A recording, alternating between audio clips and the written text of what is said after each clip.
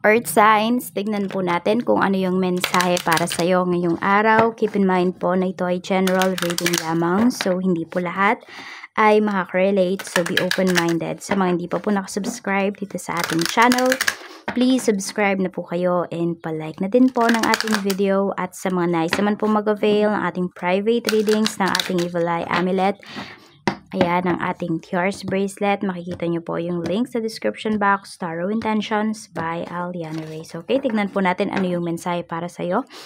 Earth signs, Taurus, happy birthday nga po pala. So, yung birthday reading po ninyo, again, nandito na po yan sa ating channel. Uploaded na. Taurus, happy birthday po. Yung title, It's time to stop procrastinating. Huwag na magpaligoy-ligoy pa, huwag na magpatumpik-tumpik pa. Yan yung sinasabi sa inyo ng universe, that time is ticking. Yes, that the clock is ticking pala. Tignan natin. Ano pa yung mensahe para sa'yo? So, di ba parang instead na nauubos yung oras mo, kaka-worry dun sa mga bagay na hindi mo ginagawa o na mga gusto mong gawin, why not, di ba? Gawa ka na. Gawa ka na ng hakbang, gawa ka na ng move towards your dreams. Tignan po natin ano pa yung mensahe, ano ba yung mga pwedeng mangyari sa iyo ngayong araw. We have 2 of cups. So kung meron kayo ditong nagugustuhan, 'di ba? Tapos single naman yung tao na yon, then it's time para kayo daw ay umamin. Ayan, mag-confess na kayo ng feelings. Tignan natin ano pa yung mensahe, spirit guide. Nakikita ko rin dito, someone will spend time with you. Or you will spend time with yourself ngayong araw na ito. We have 3 of Pentacles. Okay, so meron dito, may mga problems kayo na matatapos na. Pwedeng pagdating sa trabaho, some of you pwedeng about sa relationship po ninyo. We have 2 of Pentacles. Okay, so parang may ipapamili sa'yo dito. Ayan, meron dito, may magtatanong sa'yo, ano ba yung gusto mong piliin? So, pwedeng food, baka may magtatanong sa'yo ngayong araw, ano ba yung gusto mong kainin?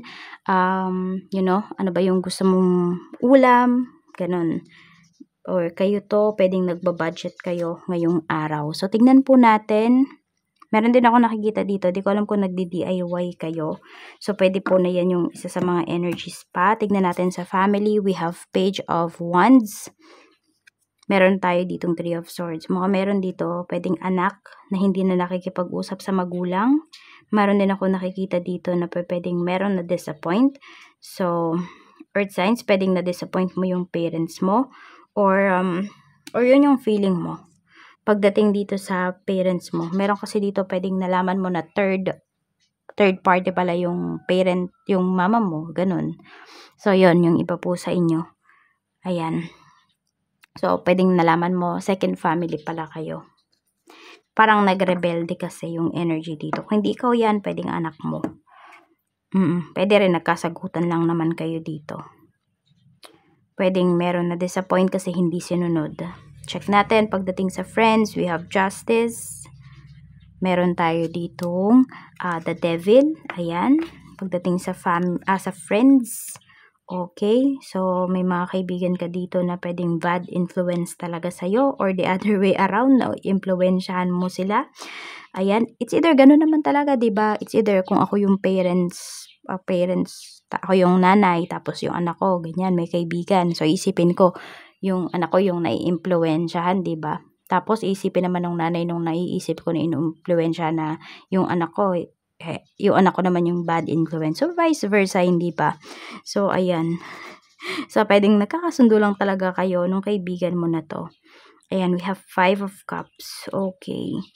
Oh. Pwedeng ganito pala. Merong niyayaya yung, meron talaga dito, bad influence po yung mga kaibigan po ninyo. So, piliin nyo din talaga kung sino ba yung mga magiging kaibigan ninyo.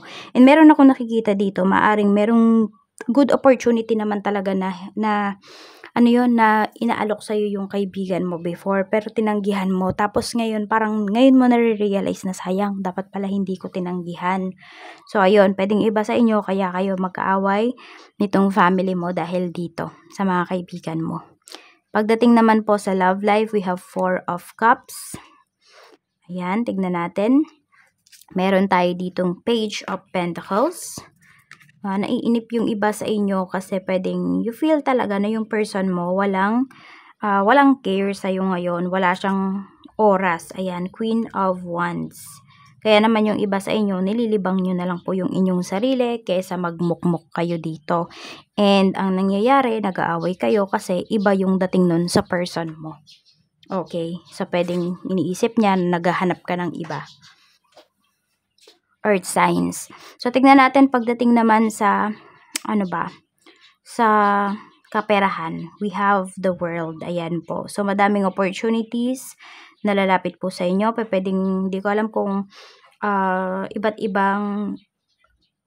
ibang currency ng pera yung marireceive po ninyo. Baka may mga transactions kayo abroad ngayong araw na ito. So, tignan po natin. We have naman the sun. Maganda yung kaperahan ninyo actually. So, kung may mga hinihintay po kayo dito, may mga nangako sa inyo dito na magbabayad, na magbibigay ng pera. So, asahan nyo na po na ito ay mangyayari talaga. Ayan, paganda po ng paganda dito yung inyong finances. Pero depende kasi, 'di ba? Sabi nga wala naman sa laki, wala din naman 'yan sa liit. Depende talaga 'yan kung paano nyo binabudget yung inyong kaperahan, yung inyong kinikita.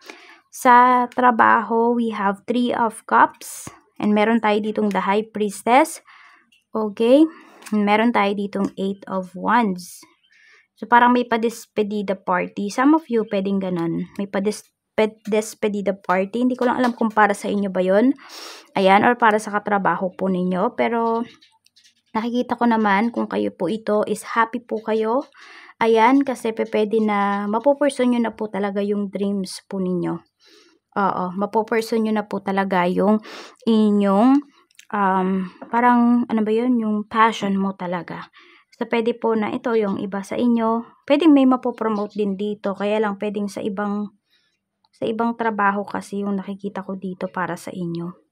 So, more on may pag-usad po kasi. Siguro nga mapopromote ka pero maalis ka na dyan sa sub-department na yan. Ganyan. Parang maiba ka ng department. Yung iba naman po sa inyo could be ng branch. Pero same company pa rin siya. Sa negosyo naman po, we have the Fool. And also, we have the Moon. Ayan po, pagdating naman po ito sa inyong negosyo. Medyo mag-iingat po kayo. Medyo nachichismis yung business po ninyo. We have Queen of Swords. Pag-isipan nyo po talagang mabuti yung inyong mga gagawin. You should also express yung, sabihin natin kung meron kayong gustong sabihin or meron kayong gustong itanong sa inyong kliyente, okay lang naman basta hindi naman nakaka-offend. Ayan, tapos ang nakikita ko pa sa inyo dito, risk taker talaga kayo, madami kayong gustong gawin pagdating sa inyong negosyo. Okay ba yung sales ninyo? Okay naman po, makakakota naman po kayo ngayong araw. Wala pong duda dyan sa energy na yan. At tignan natin ano po yung advice sa'yo. Queen of Pentacles yung lumabas dito. Ayan. So we have, ayan, Queen of Pentacles. So you're very luxurious. Ayan yung tingin sa'yo ng mga tao. Parang di ka nauubusan ng pera. And also, parang feeling nila, kaya mo talagang gawin yung mga gusto mong gawin na hindi ka nahihirapan. Ayan. At meron din iba sa inyo dito, maaaring gumagastos po kayo ngayon na hindi kayo nag-aalala kung meron pa ba kayong perang matitira tomorrow. So, ayan lang po. Maraming salamat. At ito pala yung iyong lucky number. We have number 14, we have number 6, we have number 29, we have number 12, number 42, and 47. Mag-iingat po kayo always. More blessings to come. And maraming salamat po sa patuloy na pagsuporta ninyo dito sa aking channel. Sa hindi nyo po pag-skip ng ads, ay patuloy pa rin tayong nakakapag-produce araw-araw ng mga bagong videos. Ingat po kayo always. Bye-bye!